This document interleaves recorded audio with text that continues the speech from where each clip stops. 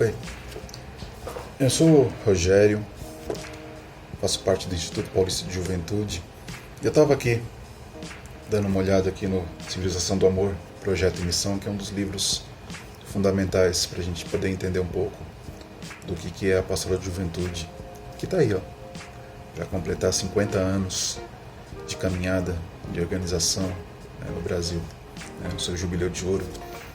É uma data significativa, 50 anos é uma data bem significativa.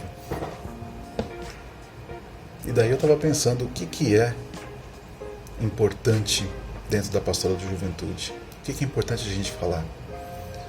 O que é importante se debater? E aí, nessa reflexão que eu vinha fazendo, eu acho que se você parar e olhar e conversar com os seus colegas que são da pastoral também, seus colegas e todos mais, assessores, coordenadores e tudo, falar, olha, me fala 3 coisas que são importantes na pastoral de juventude. Se você juntar e fizer essa enquete, eu tenho praticamente certeza que ali, nos primeiros lugares, se não for o primeiro, vai estar grupo de jovens, grupo de base. Por que isso? Porque de fato é uma das coisas mais importantes. Se é ou não, isso aí fica para uma outra discussão. Mas é uma das coisas mais importantes, sim. E que características que tem esses grupos de jovens da pastoral da juventude?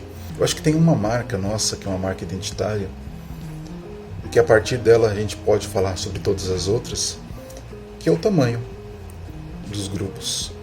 Os grupos de PJ, todos esses grupos de PJ assim, espalhados pelo Brasil, a grande maioria deles são grupos pequenos.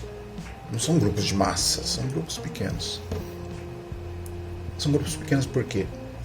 Porque a PJ não consegue articular a juventude, então tem que ficar ali com aqueles gatos pingados? Não, nada disso. Nem pense nisso.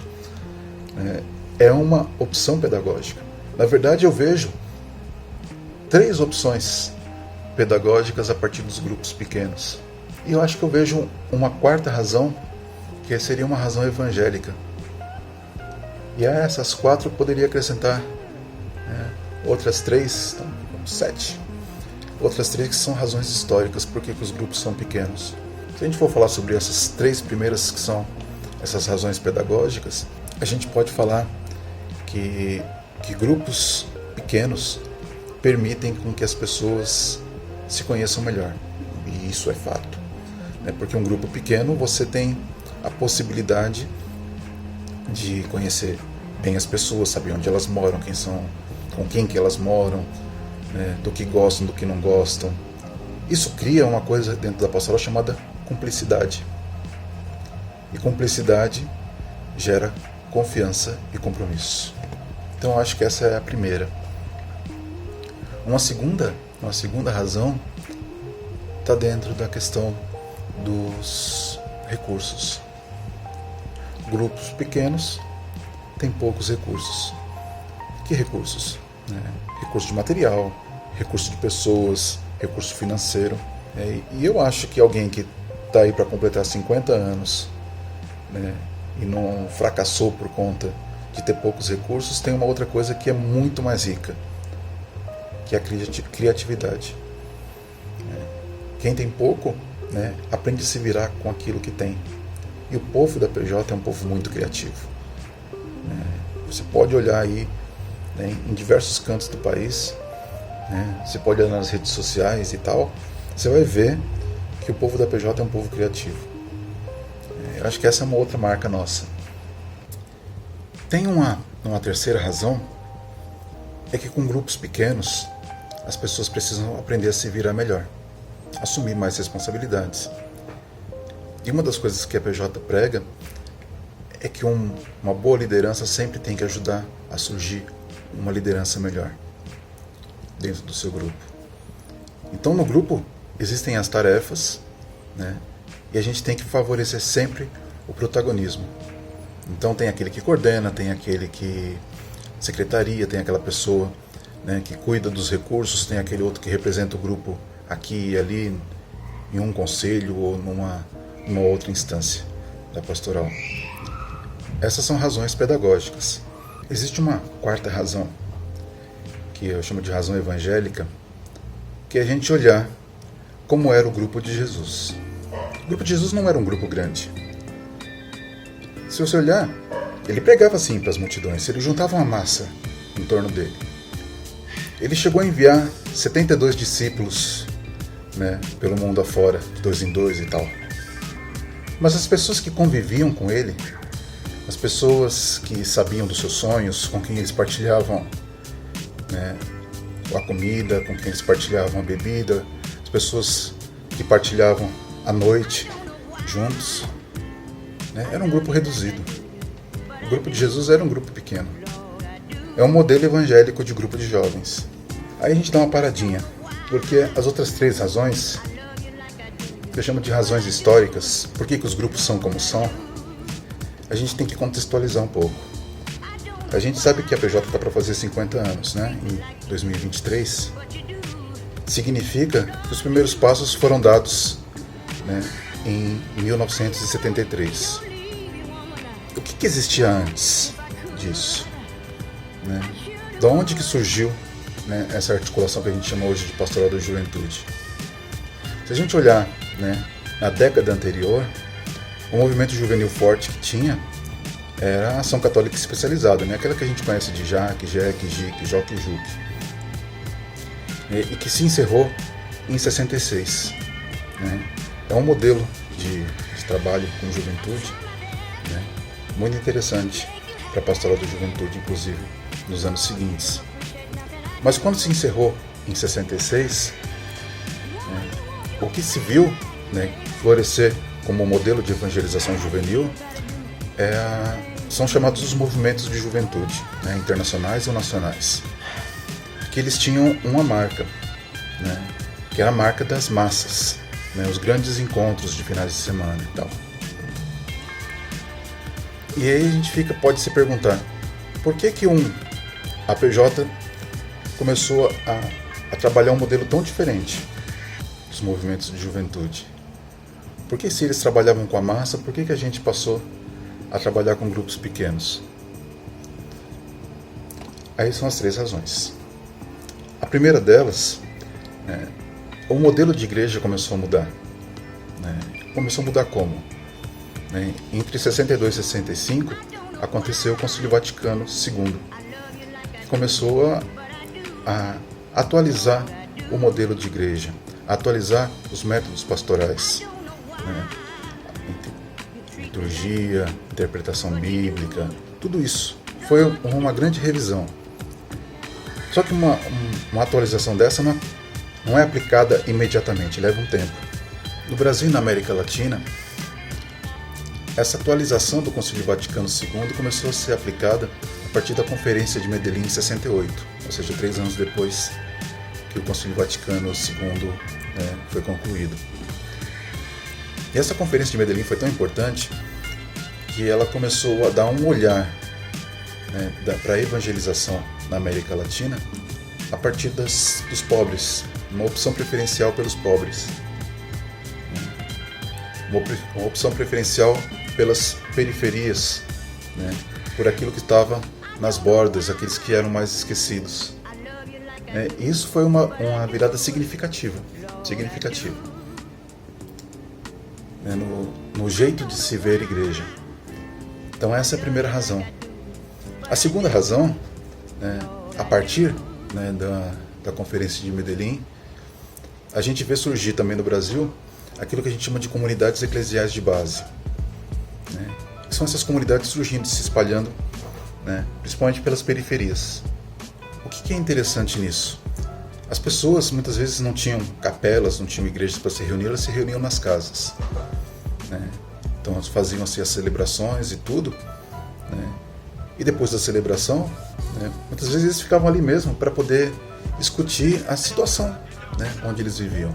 Isso acontecia com a comunidade, com os adultos, mas também passou a acontecer com os jovens, com as jovens. Formar pequenos grupos, né? As comunidades não eram grandes, então os grupos juvenis que surgiam a partir dali daquelas comunidades eclesiais de base também não eram grandes, né? E eram profundamente enraizados na sua realidade. né? Eu acho que esse é uma segunda razão, né? Que seria o sexto motivo.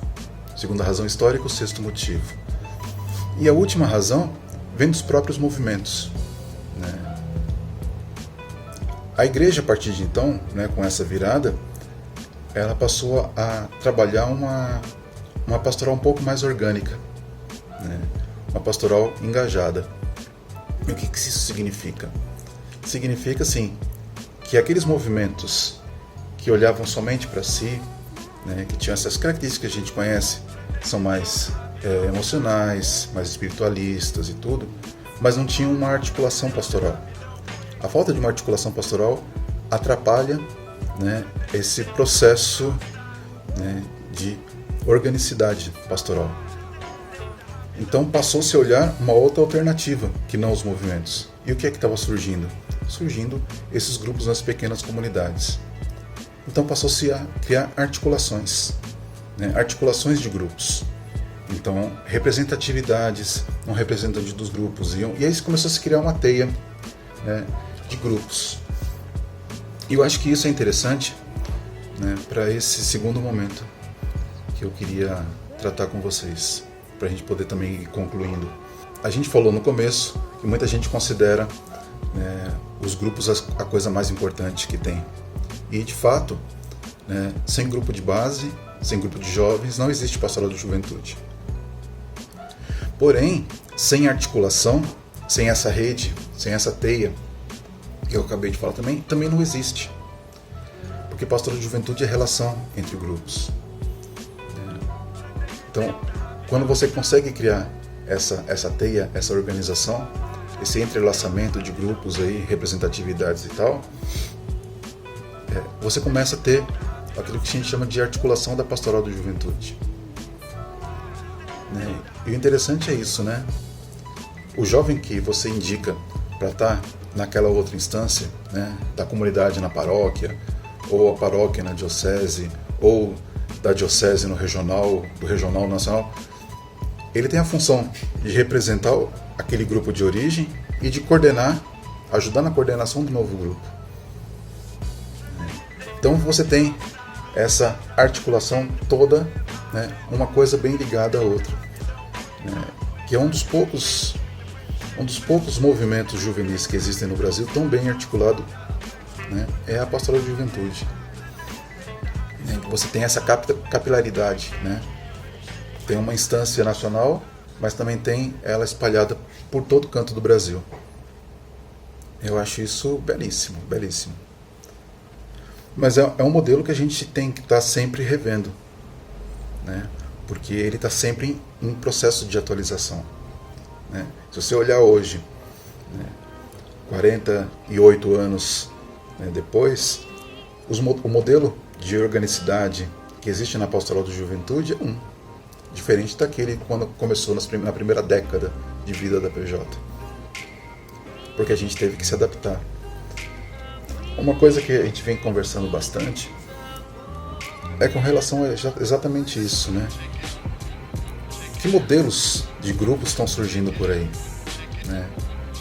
A gente tem muito na cabeça esse modelo que se reúne na comunidade, né? Que outros modelos estão surgindo? Você conhece modelos, né, diferentes desse, que a gente pode ajudar, pode se classificar como grupos de jovens, né, da pastoral de juventude? Esse é um ponto. E um segundo ponto para a gente poder concluir é justamente esse período de vida que a gente está vivendo agora, né? Com a pandemia e tal, muitos grupos passaram a não se encontrar. E tem muita gente aí se articulando, né, pela internet, né, em fóruns, né, lives e tal, né, fazendo os encontros virtuais. E isso também quebra um pouco da barreira da distância. Então você tem jovens de todos os cantos se reunindo nessas salas virtuais. Né? Será que esse é um novo modelo? Um modelo que está surgindo, que pode estar caminhando paralelo com o modelo tradicional? Como é que você enxerga isso? Vou deixar esses dois questionamentos aí para a gente poder ir pensando. Tá certo? né? Um novo modelo está surgindo de pastoral de juventude e a gente tem que estar sempre se atualizando. Como o Concílio Vaticano II atualizou o modelo de igreja, a gente também está se atualizando. Precisa se atualizar. Certo? Um grande abraço. Até mais.